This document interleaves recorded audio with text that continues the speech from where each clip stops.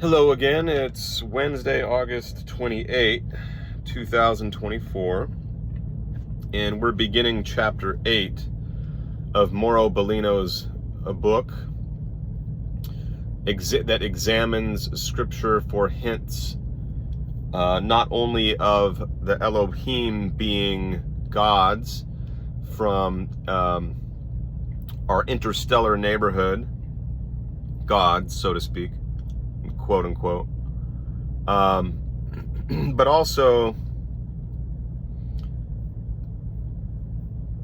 evidence for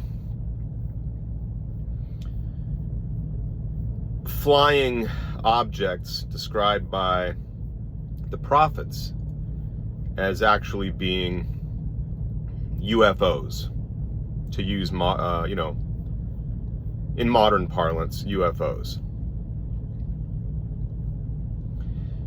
So up until now, he's described angels, showing that the angels, which he sees as the Elohim, which are equivalent to the Anunnaki, are not angels as we would normally think of them in theological terms.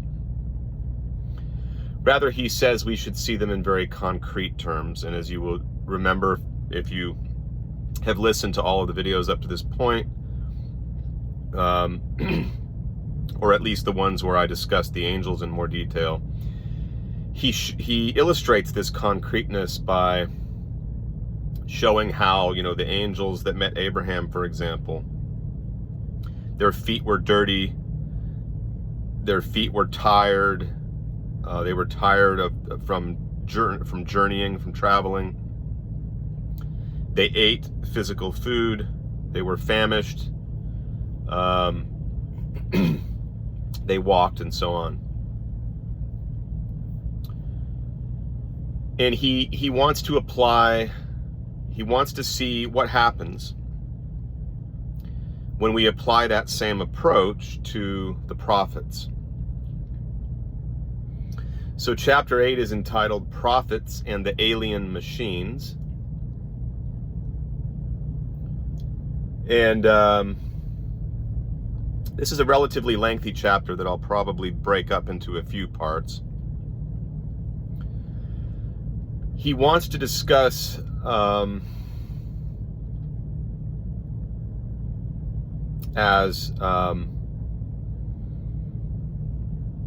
don't know if you want to call them test cases, but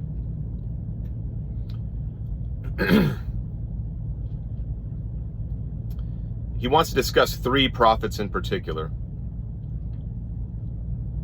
Ezekiel, Elijah, and Zechariah. So we'll be talking about Ezekiel in this installment. So we're going to have probably a three-parter covering this chapter, chapter 8. And again, the book is titled The Book That Will Forever Change Our Ideas About the Bible.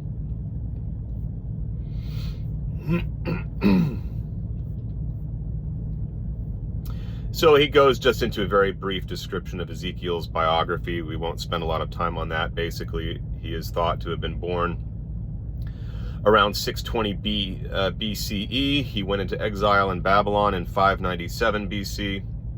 He was born into a priestly family, but operated as a prophet, settling in the village of Tel Aviv along the river Kabar, or Kavar, which is where he has his famous vision at the beginning of Ezekiel.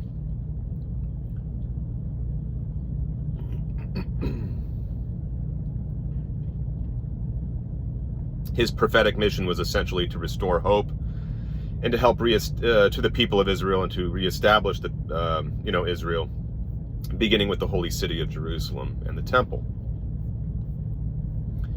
So he gets right into the text here, into the parts that are most salient in terms of Ezekiel's description in his so-called vision. He doesn't believe it's a real vision in the theological sense of something that happens if you enter into some sort of trance and receive a revelation from a spiritual entity. He sees this as a literal vision. Ezekiel is literally seeing these things in the sky when the sky parts or when the sky opens. So he starts with chapter 1, verse 1. And again, remember, Bellino is a Hebrew scholar, so he's translating this very literally, word for word, from the Hebrew. And he's going to try to give us, along the way,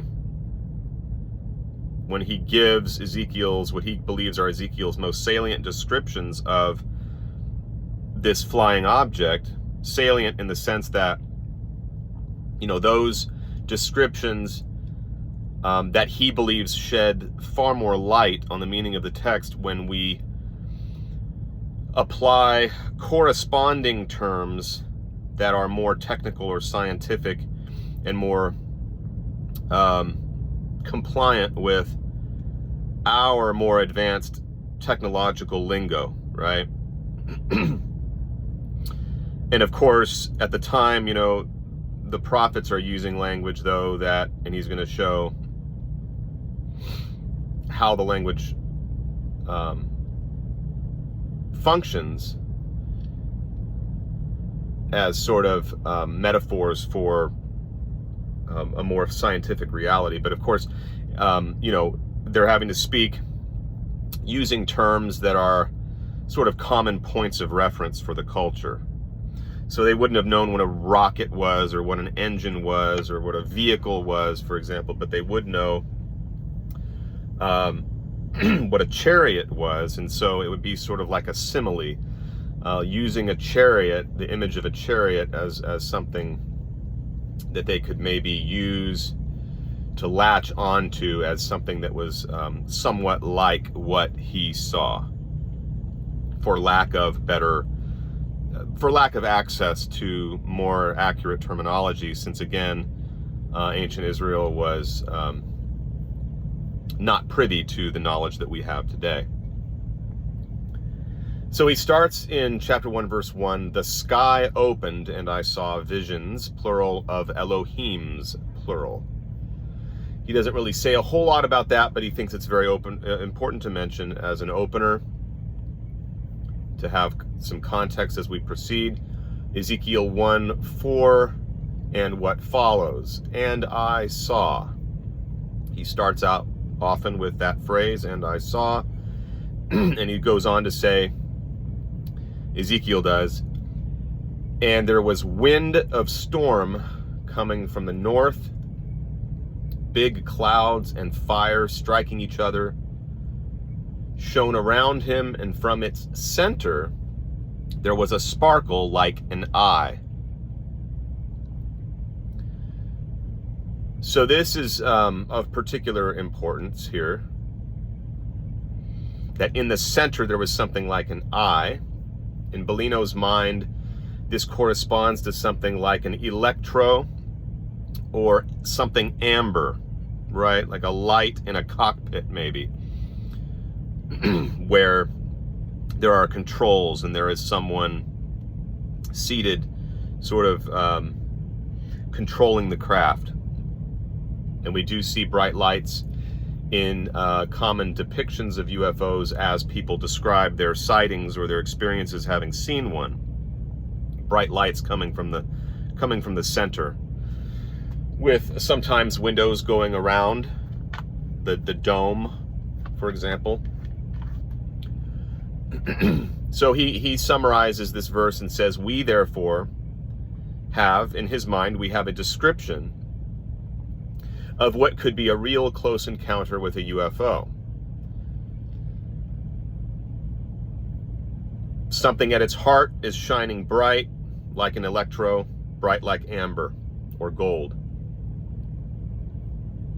He believes that this latter image was probably used to describe the color and the luminescence of the central part of the craft.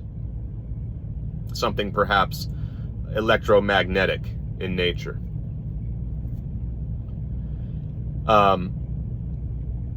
Ezekiel goes on to say, and from its center appeared a form of 4 living creatures.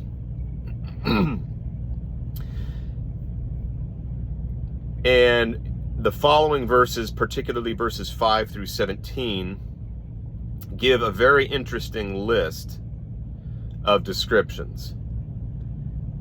And then he's going to tell you what he thinks, in some of these instances, not in every instance, but in some of these instances, he's going to include in brackets or parentheses what he thinks Ezekiel's language is actually corresponding to in more modern terms. So, chapter 1, verses 5 through 17, he lists off 10 things. First, in appearance, their form was that of an Adam, or basically a human, a man. Secondly, each of them had 4 faces and 4 wings. Third, their legs were straight, and the soles of their feet were like the soles of a calf's foot, and they sparkled like burnished bronze, and he puts in brackets, luminescent. Fourth, under their wings, on their 4 sides, they had the hands of an Adam. And he puts in brackets, the term kanaf has several meanings. It can mean wing, tip, or edge. So that's quite illuminating there on its face. Fifth, all 4 of them had faces. So he's saying that must correspond to the front side, and wings, which he wants to interpret as tips or edges. Sixth, their wings or tips touched one another. Quote, female to its sister, says verse 9. Seventh, they did not turn as they moved. And that will become very significant in a moment. 8, each one proceeded in the direction of his face, front side. Each one went straight ahead, he says in brackets. 9th, the 4 I'm sorry, there are more points down here on the next page, so there's more than 10. There's more like 22. All right, so 10th, their faces and their wings were separated from up above. I'm sorry, I was on the 9th, right? Yeah, the 9th. The 9th point here, the 4 had the face of an Adam and the face of a lion on the right side, the face of an ox on the left, and the face of an eagle. 10th, their faces and their wings were separated from up above. Their wings were spread out above. 11th, each creature had 2 wings, each of which touched the wing of the other, while 2 covered their bodies. 12, each moved straight ahead, front side. Wherever the Spirit would go, they went. 13, without turning as they went. 14, the appearance of the living creatures was like burning coals of fire or like torches. Fire moved back and forth among the creatures. And I lost count here. Okay, I think we're on 15 now. It was bright, and lightning flashed out of it. 16. The creatures sped back and forth. In parentheses, he says, zigzagging in every direction. Like flashes of lightning, Ezekiel goes on. 17. As I looked at the living creatures, I saw a wheel on the ground near each creature with its 4 faces, or again, front side. Number 18, the appearance and structure of the wheels as, he says, Tarsisk eyes, and then in brackets, Belinos adds, they sparkled like precious stones or a chrysolite. 19, Ezekiel again says, and all 4 looked alike. 20, each appeared to be made as if it was a wheel in the middle of a wheel. That's also very important, and he will discuss that in a moment. As they moved, 21, they would move in any one of the four sides or directions the creatures faced. Again, that will become significant. Finally, 22, the wheels did not turn about as the creatures went.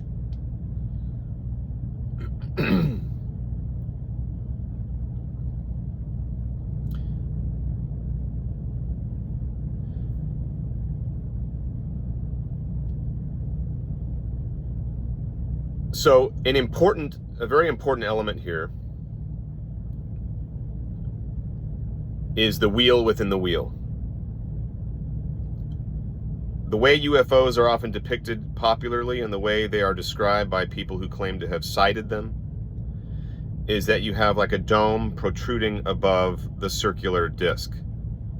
So the dome itself would be like a wheel above or within the larger wheel. So you can see how this description by Ezekiel could very easily correspond to something like that.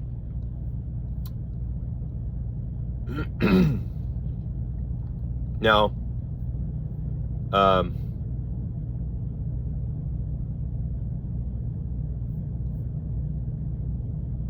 he lists a few other descriptions from Ezekiel. He goes on to list two more things that Ezekiel describes in verse 18, and 7 more things he describes in verses 19 through 21. So the two elements from verse 18, their rims, and he puts in brackets bending, were tall, in brackets of height, and awesome. The rims, again bending, of all four were full of eyes all around.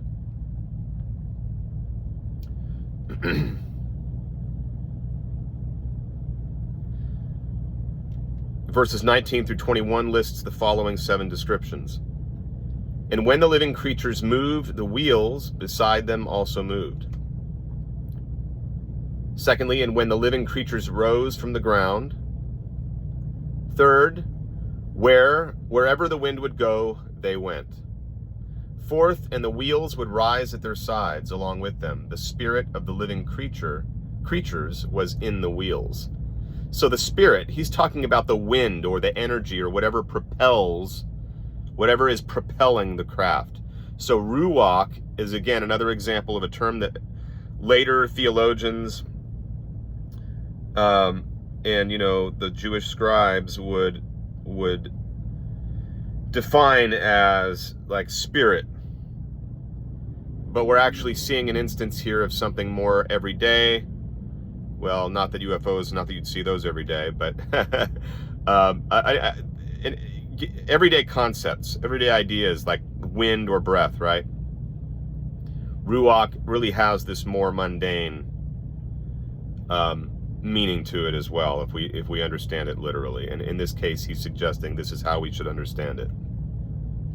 Just like we saw with the term kavod, the Hebrew word kavod, which theologians tend to describe as the glory of God, when in reality it's just describing something metallic, very luminescent or bright, something like a heavy object.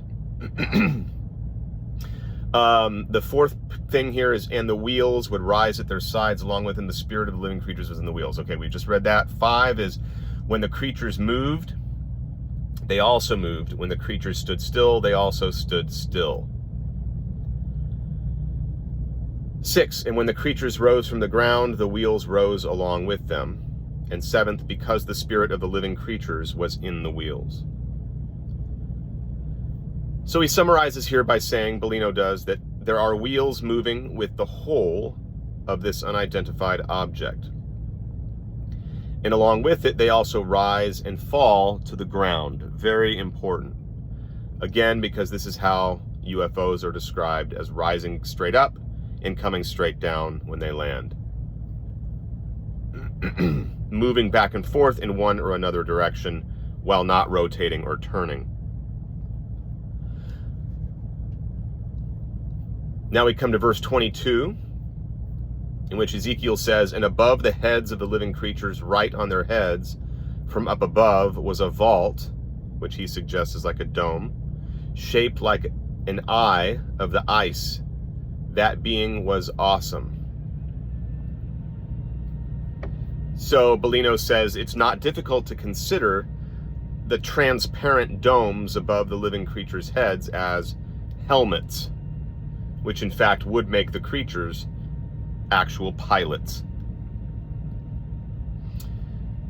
Then 6 things from verses 23 to 24. He goes on with some more descriptions from Ezekiel. And under the vault or dome, their wings were stretched out, one toward its sister. Secondly, and each had 2 wings covering its body. Third, I heard the sound or voice or roar of their wings, like the roar, voice, sound, of rushing waters. Fourth, like the voice, roar, or sound of siadai, a term that indicated the Elohim's power, when they moved. 5, sound, again, voice or noise, of tumult, as the sound, voice, or noise of an army. 6th, or when they stood still, they dropped or lowered their wings. So this sounds like the wings of a flying craft that are dropping, not the wings of an angel in the sense that you and I would think of an angel. But these are just the points of reference that Ezekiel is using, again, as a convenient way of helping his readers sort of visualize things that they don't have a vocabulary for.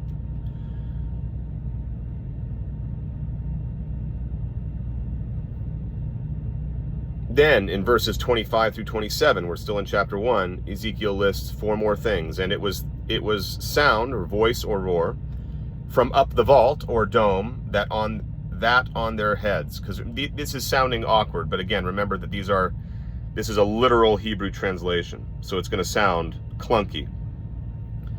Number 2, and from above the vault or dome, that over their head like apparition of sapphire stone. 3, shape or guise of a throne. And 4, and above form or guise of throne form, as appearance of Adam on it from up above it. Bellino summarizes those few points there by saying, in short, from above the domes that was over the heads of the living creatures raises a chair-shaped structure onto which a creature which looked like a man was seated, which he suggests is the pilot or one of the pilots. The prophet then goes on describing other details. So he says 6 more things. He looked like a sparkle eye, or electro or amber, as if resemblance of fire. Number 2. House around him, it surrounded him. 3. 4th, from image or semblance of its waist and above. 5, image or semblance of its waist and below. 6th, I saw like image or appearance of fire and brilliant light surrounding him. So Bellino thinks this is a man sitting at the controls, and that he issued a special light, perhaps recalling the color of the amber or the electro. A golden light then with bright shadings particularly evident in the lower part. And lo and behold, the chapter ends with Ezekiel invoking the kavod of God, the glory of God. If this isn't, this ties together very nicely, right? What we've said about the kavod in one of our previous videos where we discussed the glory of God coming down on the mountain with Moses. So it's the same thing. Ezekiel is experiencing and seeing the same thing Moses saw.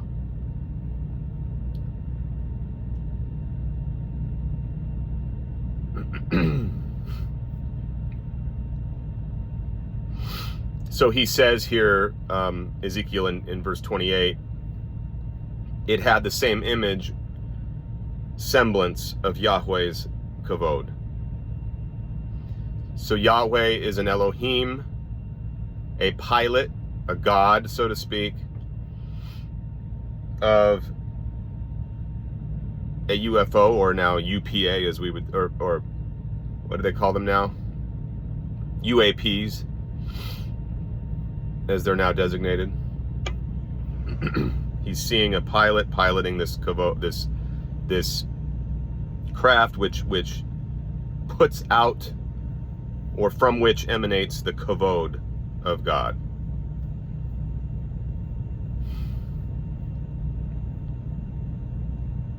We saw with Moses, remember, on the mountain, that this was also accompanied, this vision, by something large, powerful, and noisy.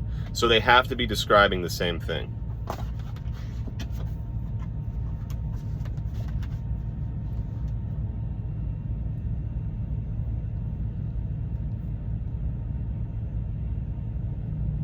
Now, in Ezekiel 3:12 through 14, he gives a few more descriptions from Ezekiel here.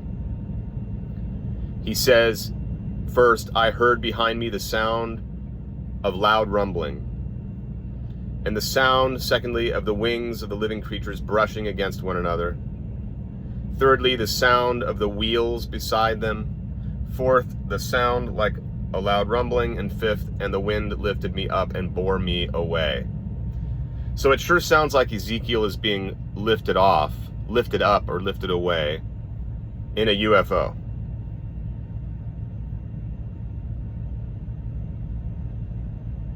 Bellino sums that up well by saying, listening to Ezekiel, it seems here to hear the different sound produced by flight instruments, wings or propellers, and the car wheels moving on the ground. We also sense loud rumbling we have heard every time we are on a runway during an airplane takeoff, for example. And when we've watched NASA space shuttles take off on television, the loud rumbling that they put off. And so these aspects of what these craft are doing are described by the prophets in terms of lightning, in terms of thunder. Thunder describes the sound that it makes. Lightning describes sudden flashes. Ruach is like wind, rushing wind, that sort of thing. I think it's important to add this little description here. What he says about chapters 33 to 48 of Ezekiel, which is, interestingly, the section that covers, towards the end, in the latter chapters of 48, covers a prophecy about the restoration of the third temple. So apparently, he doesn't get into great detail on this, but this is just my commentary here. Apparently, there is an esoteric Jewish element to this, in which some Jews are expecting, most likely, the return of a god or a group of gods in spaceships to return, perhaps when the temple is completed and dedicated. That's my speculation. But here's what Bellino says. Chapters 33 to 48 contain the final message of salvation for a people who are in exile. There will be a new temple and a new cult led by a priesthood also renovated. In chapter 43, Ezekiel says that the Elohim leads him on a high mountain. Hence, he shows the temple, then puts him before the door facing east. And here, Ezekiel 43:2 says, the kavod of the Elohim of Israel came from the east, in other words, Yahweh, came from the east and produced a sound similar to that of a large mass of water.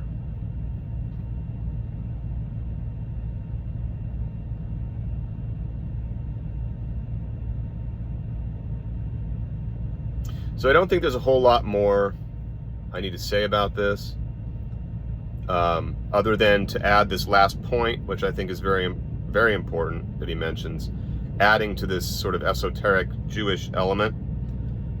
he points out that Maimonides and Nahmanides, among the greatest Jewish commentators of the Old Testament, living between the 12th and 13th centuries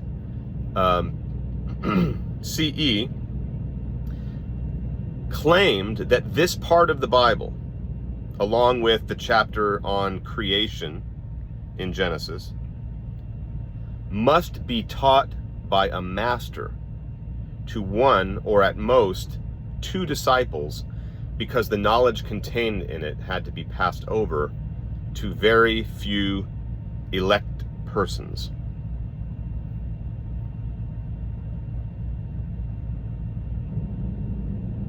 So clearly the information herein contained was considered understandable only by a very few previously prepared persons, which I find incredibly fascinating. That does reveal a lot, I think.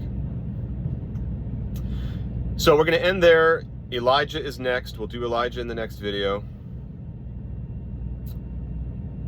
And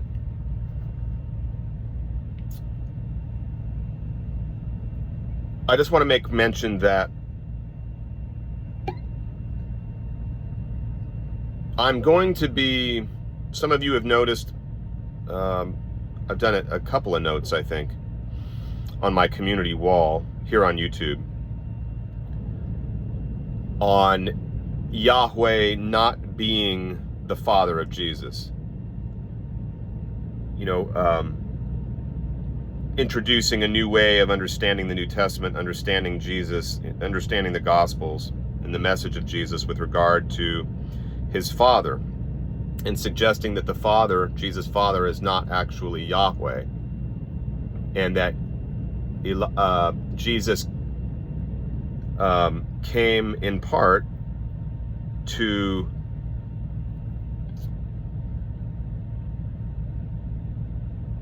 ever so subtly and cryptically denounce the God of the Jews, Yahweh, whom he calls your father, the devil, in John 8:44. And I'm going to be making I'm going to start a new series after this one that will discuss all of that. And it dovetails very well with the series we're currently doing. So I think what I will do in connecting this series to the pilot episode of that new series is just save Deuteronomy 32 for that pilot episode, so that there's a smooth transition from what we're discussing here to what we'll be discussing in that series. All right, this was probably the longest single video I've created. I usually try to keep them at most around 20 minutes. But I hope I didn't lose you, and I hope you found this quite fascinating. And I will pick up with chapter 8 when we discuss Elijah, and then finally Zechariah.